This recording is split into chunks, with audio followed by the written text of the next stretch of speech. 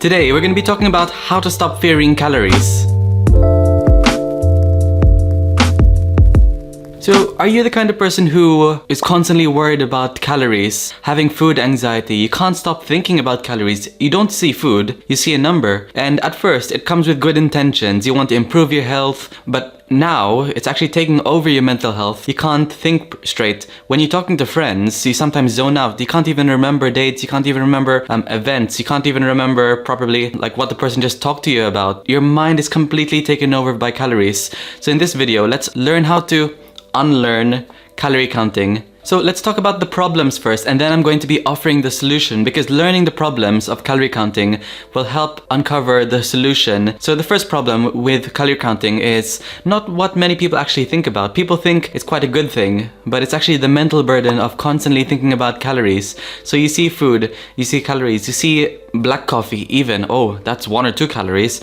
You see water, oh, even though that's not containing any calories, 0 calories, you think to yourself, okay, but that's still a number. So even anything that's 0 calories, you still try to track them, or maybe you don't track them, but you still have anxiety. You see a donut, you feel anxiety. But the main problem is that it's taking over so much of your mental space. I know people who I've worked with that they overcome calorie counting and they see like the world so much clearer. They're like, oh, I can see the world in color again. I can have so much mental energy to do whatever I want. Go to the gym, start running, have personal goals for myself, knitting, going to university, going to school, continuing your education. There's so much mental energy. But if you're a student right now and you're constantly thinking about calories, oh, when am I going to have my next meal? Oh, will this food fit into my calorie limit? Oh, what happens if I overate today? How am I gonna eat tomorrow? All those kinds of things. It's not just a one-time thing. It's a 24/7 thing, should I say, with calorie counting. The mental burden is so immense that it can lead to depression, anxiety, low mood, self-esteem, because your whole worth is determined by a number. And basically your whole identity is a number. Your job, you're basically a robot. It's like scanning things. It's like you go shopping and you know there's things that scan barcodes. You basically become one of them. You're scanning like, oh, there's this much calories in this, there's this much calories in this. But the truth is, you can never get it too precise, because there's a 10% more or less allowance, or at least in the UK, about calorie limits. So something could say it's 100 calories, but it's not exactly exact, because of rules and regulations, food safety regulations, that you can have a bit of allowance. So calorie counting, if that's causing you a bit of anxiety actually, if that's causing you a bit of anxiety right now, then you definitely need help to unlearn those calories. Because for me, as a dietitian, I'm talking about these calories and talking about numbers, but it's not causing any anxiety. So I'm going to talk about that much later on, but let's move on to the second problem. So before we move on to the second problem, I'd just like to introduce my free 7-day food freedom course. It also tackles how to overcome calorie counting, overcome binge eating, overcome emotional eating, and how to improve your mindful eating. And many people think, okay, mindful eating is a bit of a heebie-jeebie thing. But if you think about it at a deeper level, what is mindless eating? Mindless eating is basically binge eating, not having any plan. You're just on autopilot. You're just living life on autopilot, eating, you're jumping from diet, and then you're constantly like binge eating. Your body's mind is thinking about feast or famine. You have portion distortion as well. You don't really know what a normal portion looks like. So in this food freedom course, which unpacks many of these problems, it'll also give the solution to many of these problems, such as how to change your mind to overcome binge eating using neuroplasticity, overcome emotional eating. It'll also teach you what does normal eating look like and what does normal eating feel like mentally and physically. What's your life meant to look like when you're a normal eater? So check that out in the link in the description of this video. And now let's move on to number 2. So number 2 is loneliness.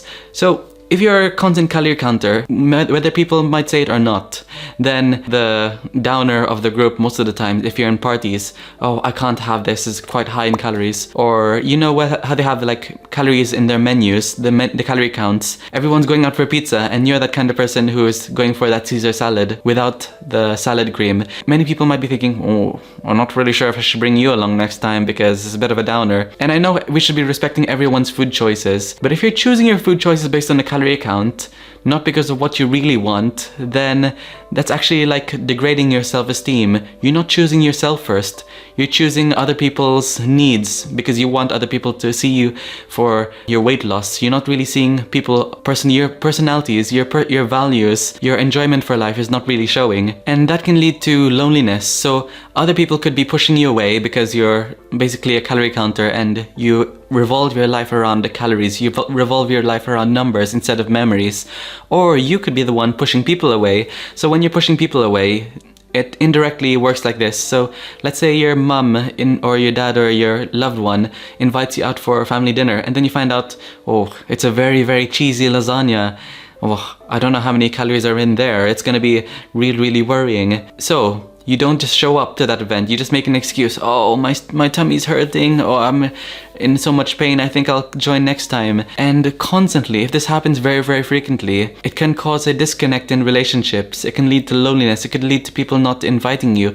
Because if you look at it from the loved one's point of view, or parent's point of view, they might be like, okay, we'll give Jonathan some time. I think let's not stress his stomach too much and all those kinds of things. So you can see how this can lead to a whole perpetual cycle of like loneliness. Also, most people whose lives revolve around calorie counting, their lives also revolve around the gym. So it's either calories, gym, or normal life. And I'm saying normal life. And remember, check the link in the description to find out what a normal eater looks like in my 7-day food freedom course. But you can see how it takes over your life. Takes over mentally, takes over like your mental thoughts, and also takes over your loneliness. Your whole identity, unfortunately, turns into a number game. You essentially become a walking barcode. So the third problem is essentially that you experience true guilt and shame. I want you to think right now, are you feeling any guilt and shame thinking about food right now? Even as you're watching or listening to this, are you thinking about food? Are you thinking about what you just ate? Are you thinking about a set calorie goal? Are you thinking about like, have you gone over your goal? Have you gone under your goal? Do you have lots of allowance? Are you planning what you're gonna have tomorrow? Has someone invited you out to a meal and then you're thinking, oh, I have to like compensate by not eating anything, going to eat nothing afterwards? So this can lead to whole guilt and shame. There's this thing called the binge restrict cycle. So with binge eating, because under eating can lead to binge eating or extreme hunger, extreme starvation. So there's a binge restrict cycle which starts off with you feel guilty because you've gone over your calorie limit, you've gone in a caloric surplus. So you promise to yourself, okay, I'm gonna jump on a very restrictive diet. And then that restrictive diet is a bit too unsustainable. Even though you're trying to fight back the urge to not eat any calories to make up for your binge, then your body just gives in. Your body just possesses itself and then starts a binge eating episode. And then you feel guilty. So you're binging and restricting and binging, restricting. And the more that you are in this binge restrict cycle, your self-esteem goes down. Your self-worth and self-trust goes down. Because, well, you're trying to stick to your calorie limit and your body's just taking yourself over. It's taking over of yourself. It's putting its survival needs first, which is why it takes over. And you think to yourself, you try to attribute it to, oh, it's always because of willpower. I should have tried hard enough. Well, these people in social media, they say, well, if I want it bad enough, then I would have it. And it could lead to a whole spiral of negative emotions that can lead to guilt and shame. So the third problem of calorie counting and calorie tracking is guilt and shame, excessive calorie counting. And the fourth and final problem, which I'm going to mention in this video, I'm sure there are tons of many more problems, but the big problems. So the fourth problem is what's called portion distortion. So when your stomach is not really being listened to, or your gut's not being listened to, your hunger cues are not being listened to, your whole meals and your whole portions are dictated by how much allowance you have left, or how much allowance are you trying to save, then you can lead to portion distortion where you don't actually know what a normal portion looks like. So your body's either in feast or famine, so you only know what a little meal looks like maybe 300-ish calories or 400-ish calories, or you either know what a massive binge eating episode looks like, so 4,000, 5,000, onwards, all those kinds of things. You don't actually know what the normal portion looks like. So when you look at other people eating their meals in restaurants, or other people or friends eating their meals, you think, whoa, you must eat tons of food. How do you fit that all in and you don't gain any weight? I'm trying to lose weight. If I try to inhale or look at a donut, I gain weight, all those kinds of things. Then that's essentially portion distortion. So that's one of the main problems where it's really difficult for you to reintroduce food if you're really into calorie counting, because well, you don't really know what the normal portion looks like. One portion could make you extremely full, or another portion could leave you extremely hungry. You don't really know what normal eating looks like. So here are the 4 main problems. So mental burden. Your life is taken over by food. You can't think of anything. You can't think straight. Number 3 is guilt and shame. So you can't think straight. You're lonely. You don't want to be around other people. And you have no self-worth, or you have no self-esteem. It's straight to the floor. You feel extremely guilty. Then number 4 is, even though you want to recover, you have what's called portion distortion. So you're mentally burdened. You can't think straight. Can't even remember things properly. You're lonely. You have very low self-esteem, self-worth. And even if you try to push yourself, you don't even know what to do. How can you overcome calorie counting? So what can we do? So here's the solution. The first thing we need to remember to caveat all of this with calorie counting is, the truth is, you can't unlearn calorie counting. It's like riding a bike. Well, you can't unlearn how to ride a bike. Maybe if you've been biking for many years and then for some reason you don't bike, it's easy to pick it up really quickly. It's easy to see food as a calorie. So what we can do, or what we should do, shall I say, is we have to unlearn the anxiety. We can unlearn the anxiety around calorie counting, because fear or anxiety is a learned response. Even though it doesn't serve us, like sometimes you might fear a donut, another person might not fear a donut, and some people might be thinking, oh, that's very irrational, Jonathan. But fear is a learned response, and the more that we promote activities or actions that confirm that fear, then the anxiety, the fear is going to get stronger and stronger and stronger. So if you're constantly trying to focus on calories, and then you engage in an activity that engages fear or anxiety, such as like eating a donut, and then you feel anxious, why did I eat that? Oh, I'm so lazy, I don't have any willpower, I don't deserve anything in life. Then that's going to confirm to yourself, I told you so, we shouldn't have been eating that donut. Then next time you're going to feel more fear, because your body is only trying to confirm and tell yourself, don't eat that fear. It's like a snake. You got bitten by that snake one time, so we're not going to be around snakes anymore. You got bitten by that dog one time. I'm going to engage fear that you're not going to be around dogs anymore. Well, chihuahuas, well, something to be scared of, but like dogs, like Labradors, bulldogs, literally anything.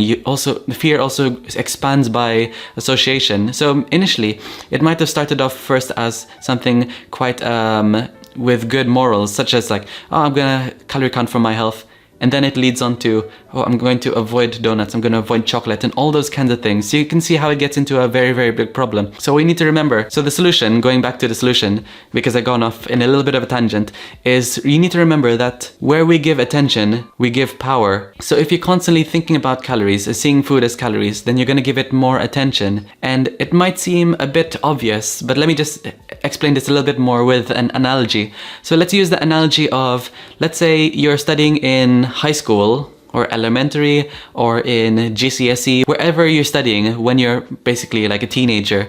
You think to yourself, okay, I'm going to study physics, but I'm not really going to be thinking about physics because it's not that interesting. I'm not really like, why is it that important? So you're in school. Do you ever get that feeling, or have you ever got that feeling of, you think to yourself, well, why would I even need to learn Pythagoras theorem or Pythagoras formula or whatever it is, when it's not really going to relate to my life? So that's how calorie counting starts initially. So you think to yourself, why would I need to calorie count? And then you study physics in university to get like a bachelor's degree or something, and then you start to see the physics of almost everything. So the physics of how birds are flying, how something is falling off the floor, or how cars work, and the theory of relativity, and all those kinds of things. And then you start to see physics everywhere, and then you move on to a PhD, like a doctorate level, or like a master's in PhD. So the more you learn about something, the more you expose yourself to something, the more you're gonna see the whole world as physics,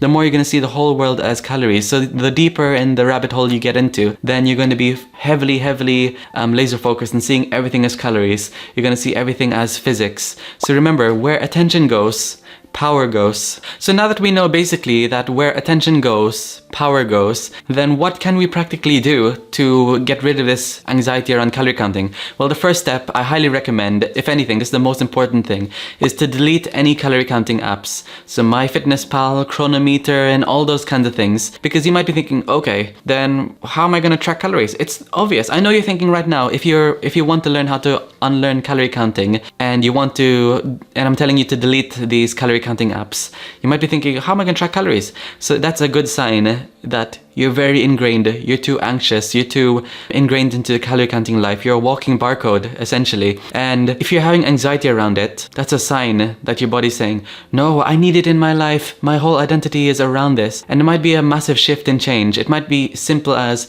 just delete it and that's it. But it's not that simple. I can understand how difficult it is because you've built your whole worldview around it. You built your whole gym around it. How are you going to track your macros? How are you going to track your micros?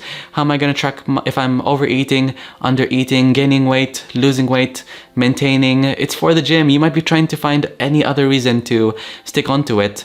And that's the thing. When your body is hyper anxious, hyper focused, hyper fearing of something, like you're fearing like, oh, it's telling your body, don't delete those fitness apps. Don't delete those calorie tracking apps. We need to have it. Your brain's thinking of any reason to scrape the barrel. That's the fear response. But remember, is it serving you or is it causing you more anxiety? What would be really helpful, what I highly recommend, is to write a list of the pros and cons of calorie counting. And you might be thinking, okay, but the cons is, well, I'm not going to be healthy. I'm not going to learn how to track my calories. I'm going to lose weight. I'm going to gain weight.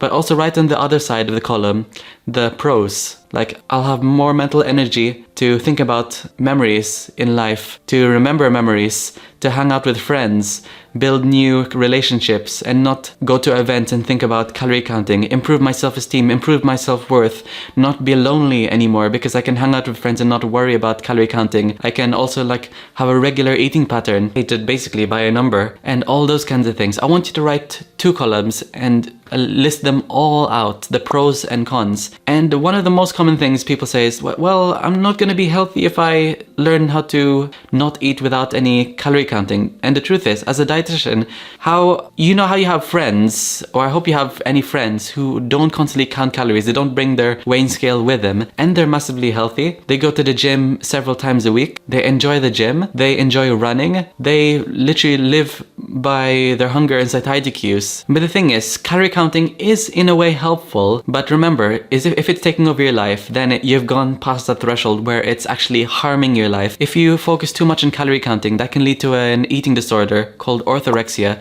So orthorexia is obsessive clean eating. So clean eating, quotation marks, strong quotation marks. You're only eating organic foods. You're only eating low calorie foods. You're only eating things that your life is dictated by the gym, calories, eating greens, and you're not really socializing. That's actually a disordered eating habit. Calorie counting is a disordered eating habit if you think about it. It's not an eating disorder, but it's a disordered eating habit. And if you've watched my previous videos, disordered eating habits, a combination of them, if they hit the certain criteria, like, oh, I got this eating disordered eating habit, binge eating, this, then an eating disorder is a collection of verified disordered eating habits. So remember that calorie counting is a disordered eating habit. You're edging towards eating disorder territory. So you can be healthy without calorie counting, but being mindful that just simple things, like mindful that a donut is higher calorie than plain chicken and rice and broccoli and all those kinds of things.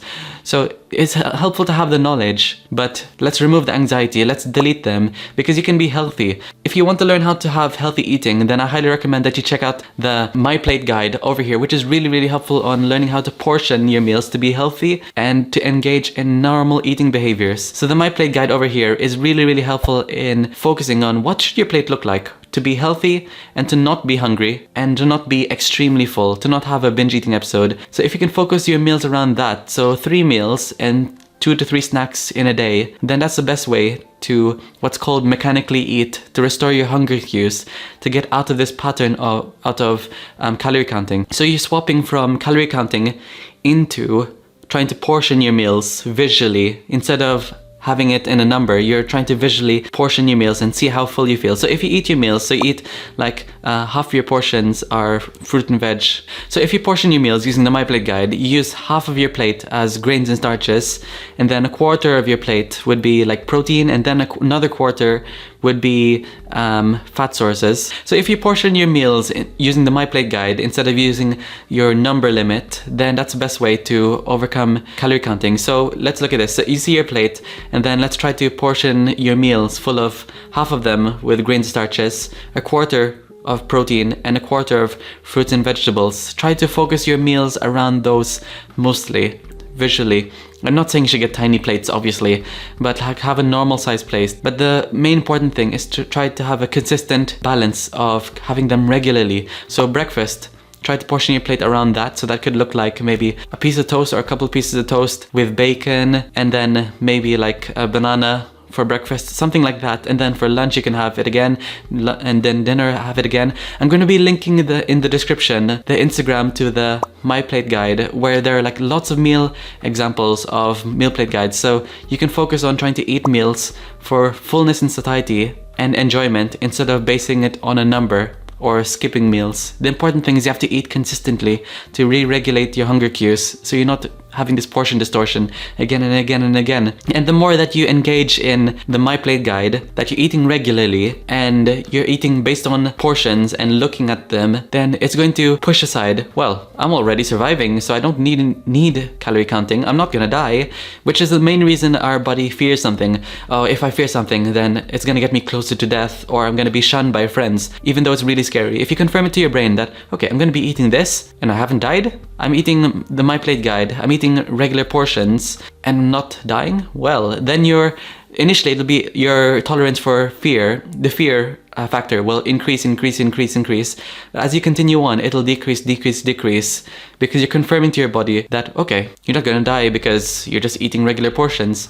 Remember that fear is increased by avoidance, but fear is decreased by safety and confirmation. So fear is like, essentially, if you walk into the toilet and you see a spider, oh, I'm just gonna be scared, and then you have to walk into the toilet again and again and again to confirm that there is no spider anymore, it's gone or it's dead or something. Same thing with eating without any calorie tracking. It's gonna be really scary, but you need to confirm again and again and again that, okay, I'm not having that much anxiety, I'm not actually gonna die, I'm not gonna be shunned by my friends, life is actually gonna be really good. So that's how you overcome calorie counting in a nutshell. But if you want to learn more about how to overcome binge eating and learn how to become a mindful eater, because that's extremely important to learning how to unlearn the anxiety of calorie counting, having the mindful eating aspect of it, then check my 7-day free food freedom course, which is completely free, and it's basically an hour worth of high quality video content in the link in the description. And if you enjoy this video, I highly recommend that you check this one out, and I'll see you there. See ya!